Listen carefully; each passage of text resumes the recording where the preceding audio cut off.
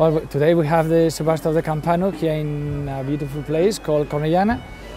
It's quite an old tradition here in Asturias. The name of the Campanu and also the Subasta, historians suggest that it's a word which is coming from the ringing of the bells with the capture of the first salmon in each season.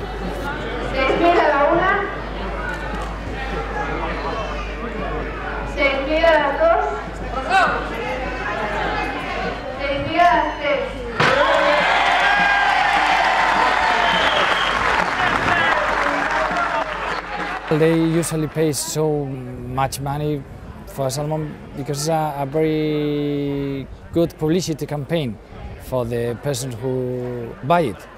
You could see your names in your national newspapers, international newspapers, TV, regional, etc.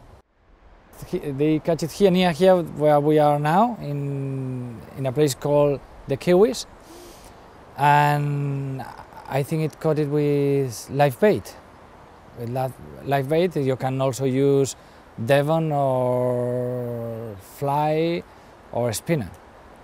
It could take you for half an hour or more to take the salmon from the river. It's a big fight with the salmon and you to take it out.